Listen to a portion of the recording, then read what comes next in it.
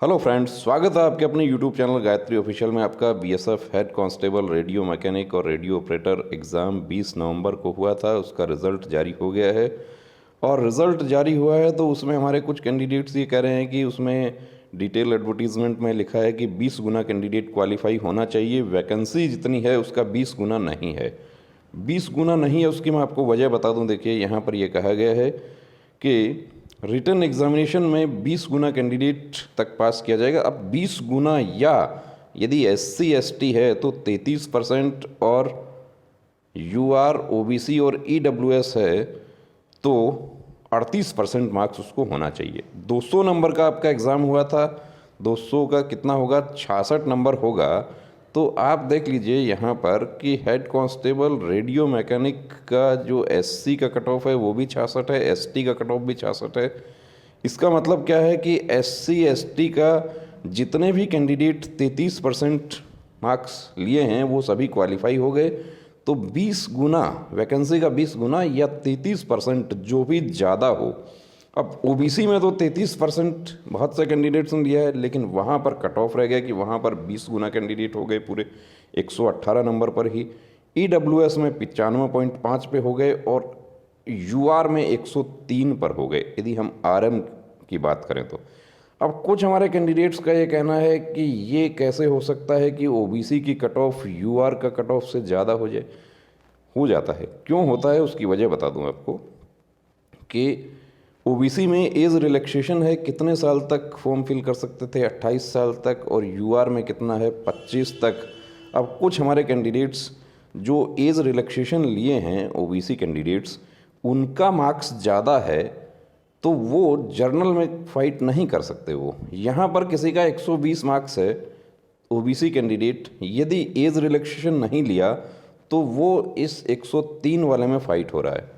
लेकिन 120 मार्क्स नहीं, 118 ही मार्क्स है और वो कैंडिडेट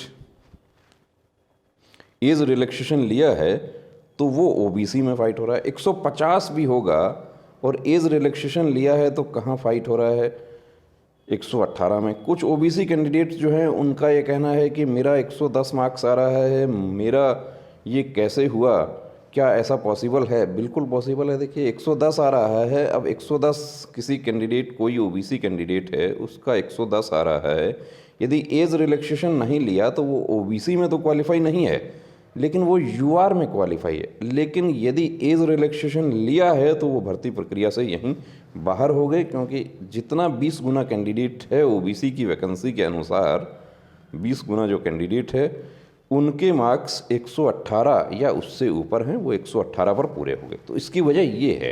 SSC GD में भी राजस्थान का यदि आप कट ऑफ देखेंगे तो 2018 की भर्ती की यदि हम बात करें तो उसमें भी ऐसा हुआ था, या बहुत सारी भर्तियों में ऐसा होता है। ये कोई चैलेंज करने वाली बात नहीं है। जो कैंडिडेट एज रिलैक्सेशन लिए हैं, इवन SC ST का भी ज़्यादा रह सकता है, ये कोई बड़ा इशू नहीं है। अब जो 20 गुना नहीं हुआ वो भी क्लियर हो गया, जो OBC की कट ऑफ ज़्यादा है वो भी हो गई। अब यहाँ पर देखिए, जो HCRO 66.5 डिपार्टमेंटल कैंडिडेट्स, तो यहाँ पर 20 गुना हो गए।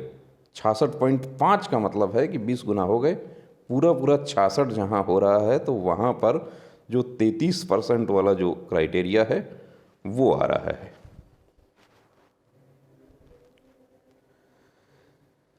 एक्स सर्विसमैन जो है वो भी, एक्स सर्विसमैन का भी कट ऑफ यहाँ पर रहा है कि एक्स सर्विसमैन भी जितना एग्ज़ाम दिए थे वो सभी क्वालिफाई नहीं हो पाए, क्योंकि एक्स सर्विसमैन भी ऐसा नहीं है कि देखिए यहाँ पर 76 मार्क्स है तो 38। हाँ, एक्स सर्विसमैन बिल्कुल।